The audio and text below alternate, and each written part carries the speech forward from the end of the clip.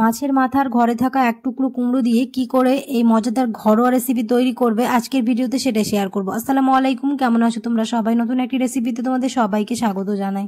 যারা রান্নায় একটুখানি ভিন্নতা আনতে চাও তারা অবশ্যই এই রেসিপিটা ট্রাই করে দেখবে। হাতের কাছে মাত্র কয়েকটি উপকরণ দিয়ে বানিয়ে ফেলতে পারবে, বেশি উপকরণ লাগবে না, সময় লাগবে খুবই কম। দেখে নাও তাহলে আমার আজকের রেসিপি। ভিডিও শুরু করার আগে একটাই রিকোয়েস্ট, চ্যানেলটিকে যদি সাবস্ক্রাইব না করে থাকো তাহলে সাবস্ক্রাইব করে দিও, আর ফেসবুক থেকে দেখলে পেজটাকে ফলো করতে ভুলো না।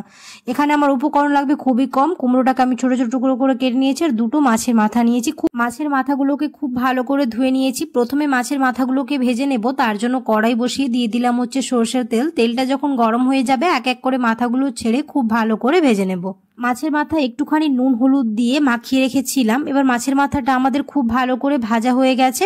তুলে নিয়ে ওই কড়াইয়ের মধ্যে আরেকটুখানি সরষের তেল দিয়ে দিলাম হচ্ছে দুটো তেজপাতা আর হাফ চা চামচ পাঁচ ফোড়ন দিয়ে খুব ভালো করে কিছুক্ষণ ভেজে নেব, খুব সুন্দর একটা স্মেল ছড়িয়ে আসা পর্যন্ত। তারপর দিয়ে দিলাম হচ্ছে পেঁয়াজ কুচি। আমি এখানে একটা বড় সাইজের পেঁয়াজ নিয়েছিলাম। এবার হালকা করে পেঁয়াজটাকে ভেজে নিতে হবে, খুব বেশি ব্রাউন কালার করতে হবে না। পেঁয়াজটা যখন হালকা একটু নরম হয়ে আসবে তখন ওর মধ্যে দিয়ে দিলাম হচ্ছে এক চা চামচ আদা রসুন বাটা। আবারও খুব ভালো করে মিশিয়ে নেব। খুব ভালো করে মিশিয়ে নেওয়ার পরে পেঁয়াজটা যখন আর একটুখানি নরম হয়ে যাবে করে দিব হচ্ছে সব গুঁড়ো মশলা, যেমন স্বাদ অনুযায়ী নুন, এক চা চামচ হলুদ গুঁড়ো, হাফ চা চামচ লঙ্কা গুঁড়ো, এক চা চামচ জিরে গুঁড়ো দিয়ে খুব ভালো করে মিশিয়ে নিয়ে কিছুক্ষণ কষিয়ে নিতে হবে। একটুখানি জল দিয়ে দেবো যাতে কড়াইয়ে না লেগে যায়। এবার খুব ভালো করে মিশিয়ে নিতে হবে যতক্ষণ না মশলার কাঁচা গন্ধটা চলে যায় এবং খুব সুন্দরভাবে একটা তেল ছেড়ে আসে মশলা থেকে। মশলা থেকে তেল ছেড়ে এসছে দেখতেই পাচ্ছ। এবার আমাদের কেটে এবং ধুয়ে রাখা কুমড়োগুলো দিয়ে খুব ভালো করে মিশিয়ে নিতে হবে মশলাগুলোর সাথে। একবার কুমড়ো এরকম করে রান্না করে দেখবে, গরম ভাতের সাথে আর কিচ্ছু লাগবে না, কোন পলকে ভাত শেষ হবে তা বুঝতেই পারবে না। খুব ভালো করে মিশিয়ে নিয়ে ঢাকনা চাপা দিয়ে কিছুক্ষণ রেখেছিলাম।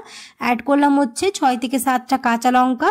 এখানে আমি কাঁচা লঙ্কাটা বেশি করে দিয়েছি যেহেতু আমি লঙ্কা গুঁড়ো হাফ চামচের মতো দিয়েছিলাম। আবারও ঢাকনা চাপা দিয়ে কিছুক্ষণ রেখে দেবো যাতে কুমড়োটা আমাদের নরম হয়ে আসে।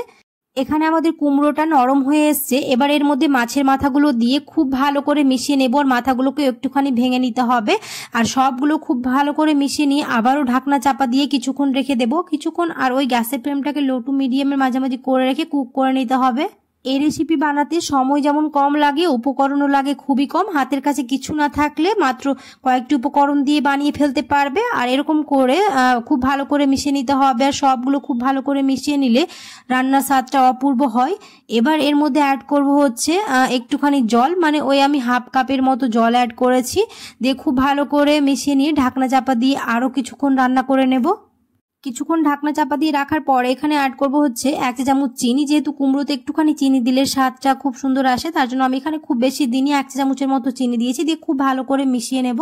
অনেক সময় ফ্রিজে আমাদের মাছের মাথাগুলো থেকে যায়, এই মাছের মাথা দিয়ে একবার তরকারি রান্না করে দেখবে, গরম ভাতে আর কিচ্ছু লাগবে না।